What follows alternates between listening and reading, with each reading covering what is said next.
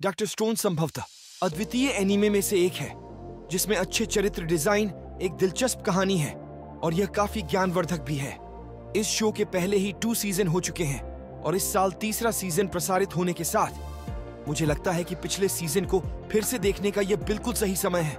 लेकिन हम जानते हैं कि किसी शो को दोबारा देखने में बहुत समय लगता है, इसीलिए हम आपके लिए यह रिकैप लेकर आए हैं। जापान में यह एक सामान्य दिन था।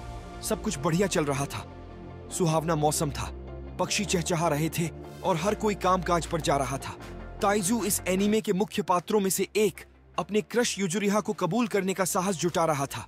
जैसे ही वह कबूल करने वाला था, अचानक कहीं से प्रकाश की किरण प्रकट हुई और सभी लोग पत्थर की मूर्तियों में बदल गए।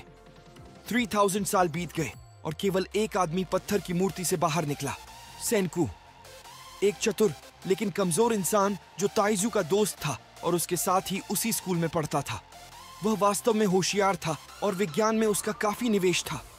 दूसरी ओर हम ताइजू को एक गुफा में उसकी प्रतिमा अवस्था में देखते हैं।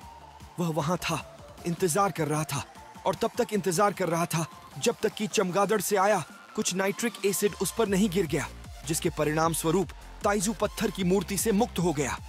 ताइजू स्मार्ट नहीं है, लेकिन उसकी शारीरिक बनावट बहुत अच्छी है। ताइजू गुफा में अकेला अपनी पुरानी स्थिति से जागता है, थोड़ा और खोज करता है। एक पेड़ के नीचे युजुरिहा की मूर्ति पाता है और खुद से वादा करता है कि वह उसे मुक्त कर देगा। पेड़ पर कुछ दिशाएं थीं जिनका उसने अनुसरण किया, न जाने कि यह कहां ले जाएगी। और अंततः उसे उसका दोस्त सेनकू मिल गया। सेनकू ताइजू को अपने अड्डे पर ले जाता है जहां वे खूब बातें करते हैं और सेनकू ताइजू को बताता है कि 3700 साल हो गए हैं जब पूरी मानवता पत्थर में बदल गई थी। वे शिकार और सामान के लिए उपकरणों का आविष्कार करना शुरू करते हैं और अगले दिन वे एक गुफा में जाते हैं जहां सेनकू ताइजू को समझाता है कि उनके जागने का कारण नाइट्रिक एसिड से संबंधित हो सकता है और वह पहले से ही बिना किसी नतीजे के पेट्राइज्ड पक्षियों पर परीक्षण कर रहा है। दिन महीनों में बदल जाते हैं और महीने पूरे साल में बदल जाते हैं जब वे अंततः एक मिश्रण बनाते हैं जिसके परिणाम स्वरूप पालतू पक्षी मुक्त हो जाता है। अगले दिन वे युजुरिहा के शव के पास गए और उसे घर वापस ले जाने का फैसला किया।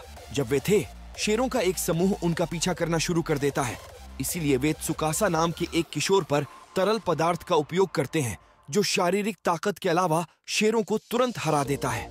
वे त्सुकासा को वापस बेस पर ले जाते हैं और जल्द ही समुद्र तट पर चले गए जहां त्सुकासा ने सेनकू को एक का सिर फोड़ते हुए किसी भी भ्रष्ट वयस्क को पुनर्जीवित न करने की अपनी योजना बताई। सेनकू ने उसे यह कहते हुए रोका कि वह भ्रष्ट वयस्कों सहित सभी को पुनर्जीवित कर देगा, इसलिए वे अलग हो जाते हैं। ओह, और यह सब घटित होने के बाद वे युजुरिहा को भी पुनर्जीवित कर देते हैं। सेनकू और अन्य लोग अपने अड्डे को नष्ट कर देते हैं, पीछे कुछ भी नहीं छोड़ते हैं और त्सुकासा को हराने के लिए कुछ बारूद लेने के लिए पहाड़ की ओर जाते हैं। उन्होंने देखा कि जंगल से धुआं आ रहा है और वे तुरंत अपना स्वयं का धुआं संकेत बनाते हैं जिसे त्सुकासा देख लेता है।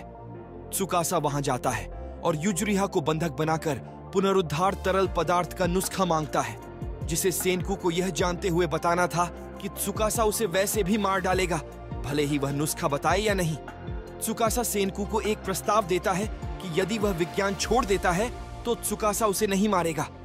बेशक सेनकू ने मना कर दिया और त्सुकासा ने उसकी गर्दन तोड़ दी। युजुरिहा और ताइजू सेनकू के शरीर को लेकर भाग गए और उसे पुनर्जीवित करने की कोशिश की, लेकिन असफल रहे।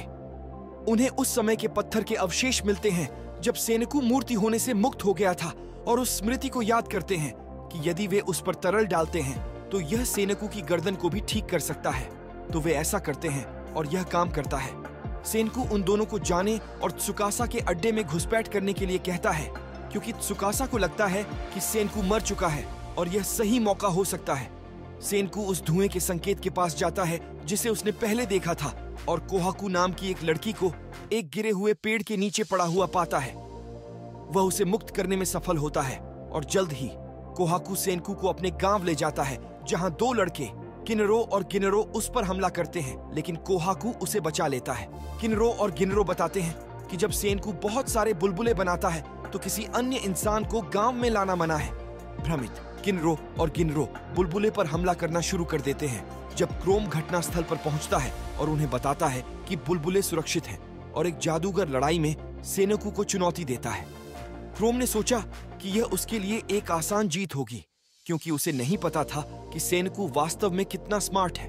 क्रोम ने सबसे पहले सेनकू को दिखाया कि वह आग का रंग कैसे बदल सकता है, लेकिन सेनकू बिल्कुल भी आश्चर्यचकित नहीं हुआ। इसलिए क्रोम ने एक सल्फर बॉल को रगड़ा और छोटी बिजली बनाई। सेनकू आगे बढ़ता है और सल्फर बॉल का उपयोग करके क्रोम की तुलना में बहुत अधिक बिजली पैदा करता है। सेनकू के बारे में बात पूरे गांव में फैल गई और वहीं से सेनकू ने त्सुकासा को हराने की अपनी यात्रा शुरू की।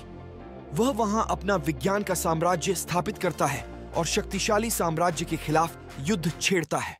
उसे क्रोम की छोटी सी झोपड़ी में बहुत सारे संसाधन मिलते हैं और वह उससे इसके बारे में पूछता है। क्रोम सेनकू को बताता है कि वह कोहाकू की बहन को इससे बचाना चाहता है, लेकिन वह ऐसा नहीं कर सकता क्योंकि वह नहीं जानता कि दवा कैसे विकसित की जाए।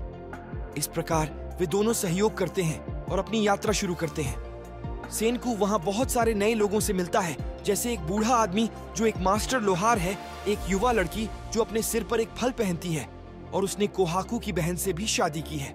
ये इतना आसान नहीं था क्योंकि इस अधिकार को जीतने के लिए उन्हें बहुत सारे लोगों से लड़ना पड़ा। यहाँ मुख्य सवाल यह है कि वह उसकी बहन से शादी क्यों करना चाहता था। दरअसल सेनकू को थोड़ी शराब चाहिए थी और उससे कहा गया था कि अगर वह टूर्नामेंट जीतेगा तो उसे बहुत सारी शराब मिलेगी। इस तथ्य को नजरअंदाज करते हुए कि वे 2 मिनट के बाद अलग हो गए, क्योंकि सेनकू को किसी भी प्रेम जीवन और अन्य चीजों में कोई दिलचस्पी नहीं थी।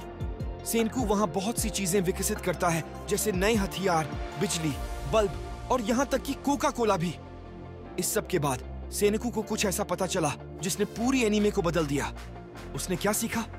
खैर, सेनकू को पता चला कि यह गांव वास्तव में उसके पिता द्वारा बनाया गया था, जो मानवता के पत्थर में बदलने के समय अपने साथी दोस्तों के साथ अंतरिक्ष में थे। मैं इस आर्क के बारे में विस्तार से नहीं बताऊंगा, लेकिन मैं आपको एक बात बताऊंगा कि यह आर्क भावनात्मक था।